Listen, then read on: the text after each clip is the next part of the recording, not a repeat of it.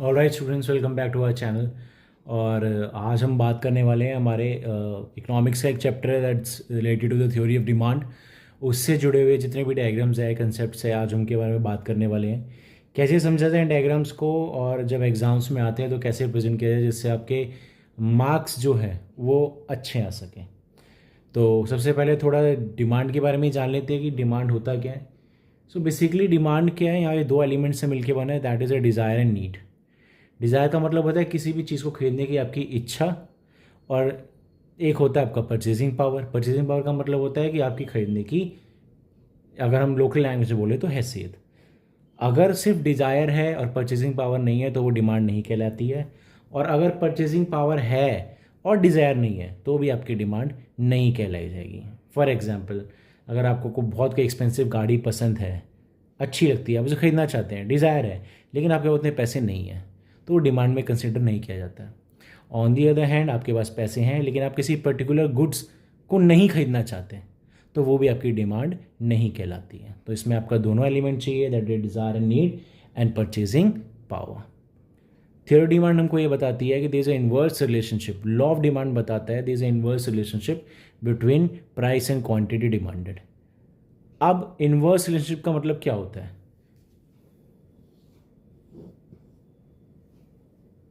यहाँ पे आपकी क्वांटिटीज आते हैं, X axis, Y axis, zero, यहाँ पे आपका प्राइस आएगा। इनवर्स रिलेशनशिप का मतलब होता है कि अगर एक वैल्यू बढ़ती है तो दूसरी घटती है। तो डिमांड कर्व इस वजह से, when there is relationship showing between price and quantity, it is a downward sloping. ये माना जाता है अगर प्राइस, पर्टिकुलर प्राइस पे कोई क्वांटिटी डिमांड की जा रही है, अगर प्राइस कम होता है, सपोज यहाँ से प्राइस हो गया P2, तो उस प्राइस पे क्वांटिटी बढ़ जाती है। यानी कि प्राइस अगर घटता है तो क्वांटिटी डिमांडेड बढ़ जाती है। सो ये हमारा होता है एक नॉर्मल ग्राफ जो हमारा डिमांड का है।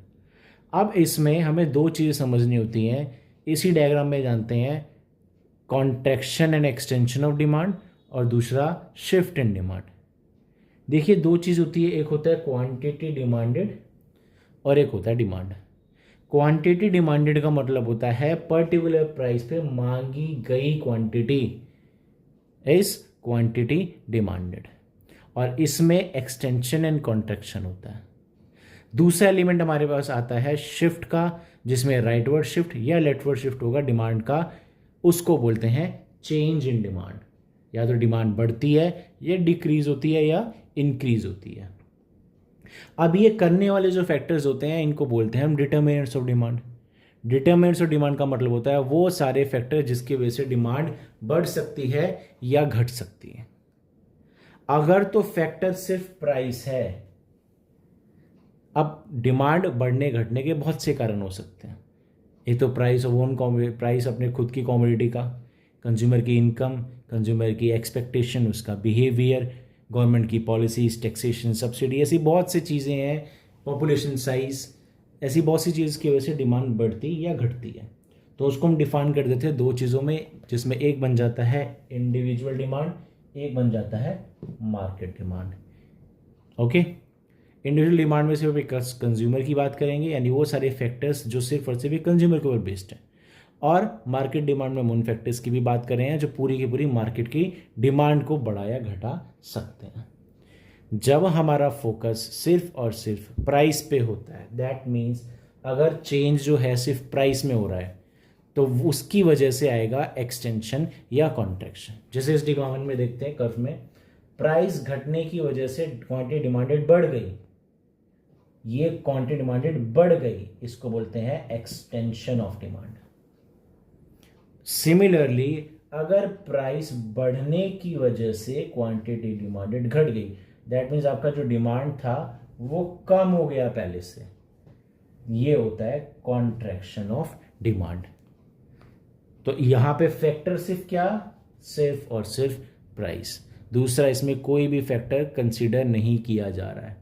So the contraction and extension in the demand take place only and only when there is a change in price. Rest of the factors remain constant. ये हमारी पूरी प्रॉपर डेफिनेशन जाएगी जब हम एग्ज़ाम्स में इसके बारे में लिखेंगे।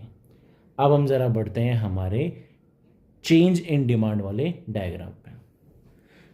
अब आ जाते हैं इस डायग्राम पे, इसमें हम बात करने वाले हैं चेंज इन डिमांड के बारे में, increase and decrease in demand के बारे में। So again X axis quantity और यहाँ पे हमारा प्राइस। एक्सटेंशन कॉन्ट्रैक्शन में we are talking about the only and only change in price. Change in demand में हमारा और बाकी सब फैक्टर कांस्टेंट होते हैं। इस वाले में हमारा प्राइस कांस्टेंट रहता है और बाकी सब फैक्टर्स में चेंज आते हैं, जिसकी वजह से डिमांड राइटवर्ड या लेफ्टवर्ड शिफ्ट हो जाती है। सो टेक एन एग्जांपल, यहाँ पे डिमांड कर्व है आपका, ये एक पर्टिकुलर प्राइस पे क्वांटिटी डिमांड की जा रही है।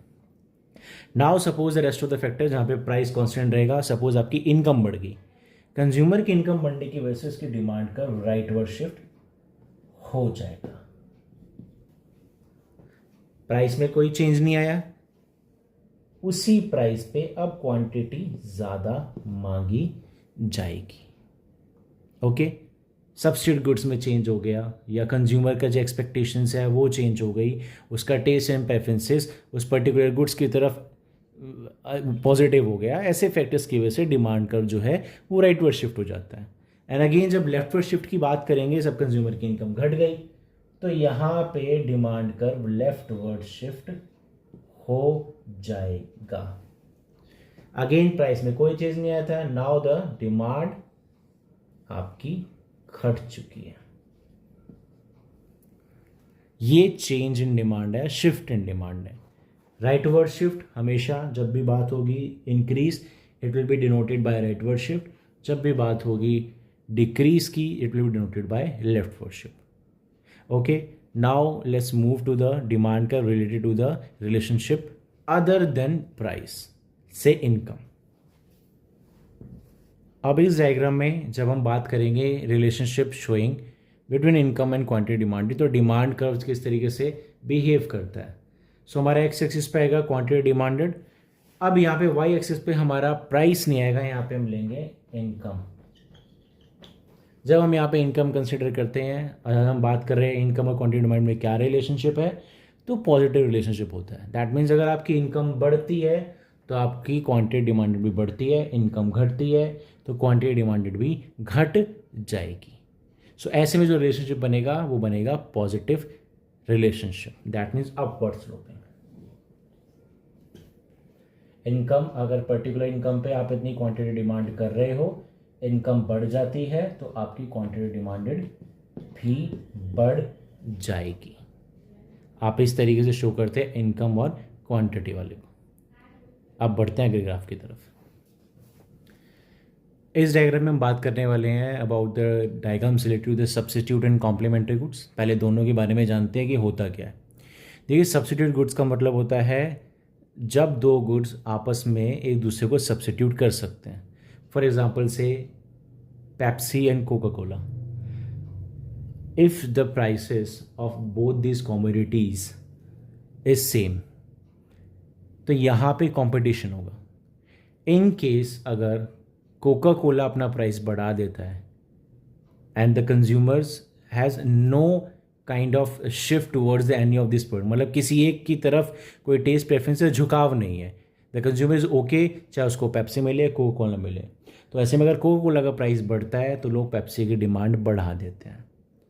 क्यों बढ़ा देते हैं? क्योंकि कंज्यूमर का प्रेफरेंस नहीं है उसकी तरफ, तो जो जो उसको सस्ती मिल रही है वो उसको खरीद लेगा, क्योंकि दोनों कमोडिटी उसको same level of satisfaction provide करा रही है। That's why they are perfect substitute. So अगर कोका कोला का प्राइस बढ़ता है तो पेप्सी की डिमांड जो है वो बढ़ जाएगी। अगर दोनों साथ 40 रुपये मिल रहे थे, कोका 50 की हो गई है, तो पेप्सी अभी भी 40 की है, तो लोग पेप्सी ज़्यादा पीना पसंद करेंगे due to its relatively cheaper. तो यहाँ पे क्या हो जाएगा, अगर ये डायग्राम हमारा पेप्सी का है, पर्टिकुलर प्राइस पे पर्टिकुलर क्वांटिटी की डिमांड की जा रही है। नाउ इसके प्राइस में कोई चेंज नहीं आया, पेप्सी अभी भी 40 रुपये की मिल रही है, कोका कोला महंगी हो गई, तो इसकी डिमांड का राइटवर्ड शिफ्ट हो जाएगी। सेम प्राइस पे हम लोग ज़्यादा क्वांटिटी खरीदेंगे। ओके, इसके रिवर्स में अगर प्राइसेस घट जाते हैं तो ये लेफ्टवर्ड शिफ्ट हो जाता है। ऑन दी अदर हैंड जब हम कॉम्प्लीमेंट्री गुड्स की बात करते हैं, कॉम्प्लीमेंट्री गुड्स का मतलब है वो गुड्स जो एक दूसरे की डिमांड को पूरा कर रहे हैं। For example the ink and pen. So अगर इंक का प्राइस बढ़ जाता है, अगर इंक का प्राइस बढ़ जाता है तो पेन का जो डिमांड हो जाएगी ना वो घट जाएगी, क्योंकि ओवरऑल कॉस्ट भी उसकी क्या हो जाएगी, बढ़ जाएगी। जैसे आमतौर पे हम अगर पेट्रोल और कार की बात करते हैं तो जब पेट्रोल महंगा हो जाता है तो गाड़ियों की डिमांड घट जाती है। सो अगर हम गाड़ियों की डिमांड की यहाँ पे बात करते हैं, गाड़ियों की डिमांड में तो कोई चेंज नहीं आ रहा। अगर इसी डायग्राम पे देखते हैं तो गाड़ियों की डिमांड में कोई चेंज नहीं आ रहा, प्राइस में कोई चेंज नहीं आ रहा, सॉरी। यहाँ पे अगर पेट्रोल का दाम बढ़ जाता है तो डिमांड कर्व में यहाँ पे क्या हो जाएगा, शिफ्ट हो जाएगा बैकवर्ड, यानी कि ये इस तरीके से पीछे शिफ्ट हो जाएगा। कार का प्राइस अभी भी वही है। ओके, सो ये रिलेशनशिप हमारा बन जाता है सब्स्टिट्यूट और कॉम्प्लीमेंट्री गुड्स का। अब हम बात करते हैं normal goods and inferior goods के बारे में, कि उन प्राइस में, इनकम में, जब इनकम कंज्यूमर की चेंज होती है तो कंज्यूमर, तो इन तरह की गुड्स की डिमांड में क्या इम्पैक्ट पड़ता है। जब हम बात करते हैं नॉर्मल गुड्स की और इन्फीरियर गुड्स की, नॉर्मल गुड्स वो गुड्स है जिनका इनकम के साथ पॉजिटिव रिलेशनशिप होता है।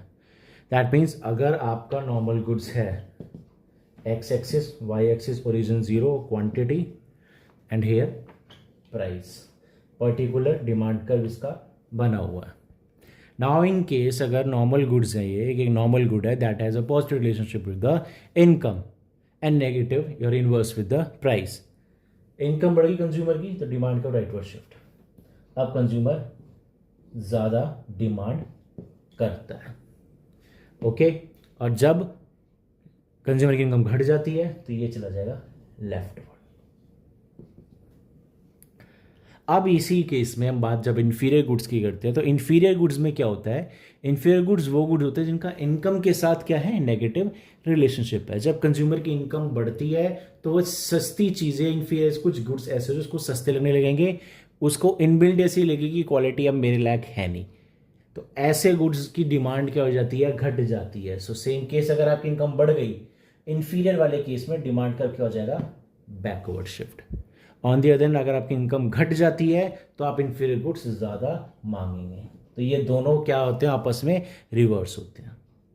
और अब बढ़ते हैं हमारे इस सेशन के लास्ट ग्राफ की तरफ। ग्राफ है related to the gift goods. Gift goods वो गुड्स है those have the positive relationship with the price. क्या मतलब होता है इस बात का, इसका ये मतलब होता है कि कुछ गुड्स ऐसे होते हैं जब वो सस्ते मिलते हैं ना तो लोग उनकी क्वालिटी को इन्फीरियर समझते हैं, घटिया क्वालिटी के समझते हैं, और लोग उनकी डिमांड क्या करते हैं, कम। लेकिन वो गुड्स अगर महंगे बेचेंगे, आप महंगे बेचते हैं, उनका प्राइस बढ़ता है, तो लोग ये मानते हैं कि इस गुड की क्वालिटी बेटर है, अच्छी हो चुकी है, या फिर अच्छी क्वालिटी का गुड्स है, तो लोग उसके लिए ज़्यादा पैसा देने को तैयार हैं। तो ये सिल्यूशन की वजह से गिफ्ट एंड गुड्स जो होते हैं जब सस्ते होंगे तो कम बिकते हैं, महंगे होंगे तो ज़्यादा बिकते हैं। इसका मतलब इनका प्राइस के साथ होता है पॉजिटिव रिलेशनशिप। तो यहाँ पे डिमांड कर्व जो है अप्लाई नहीं होगा। इट इज़ अ केस जहाँ पे डिमांड कर्व लागू नहीं होता है। तो गिफ्ट एंड गुड्स में पॉजिटिव रिलेशनशिप होता है, प्राइस अगर कम है क्वांटिटी डिमांडेड भी कम रहेगी, प्राइस आप अगर बढ़ जाता है तो क्वांटिटी डिमांडेड इस पर्टिकुलर गुड्स की बढ़ जाती है, बिकॉज द कंज्यूमर बिलीव सस्ता है तो ख़राब क्वालिटी का है, महंगा है तो अच्छी क्वालिटी का है। सो ये हमारे इस चैप्टर के डायग्राम्स जो हमने कवर किए। सो अगर वीडियो अच्छी लगी हो तो वीडियो को शेयर कीजिएगा, लाइक कीजिएगा, चैनल को सब्सक्राइब कीजिएगा। मिलते हैं हमारे अगले सेशन में। Thank you so much for watching.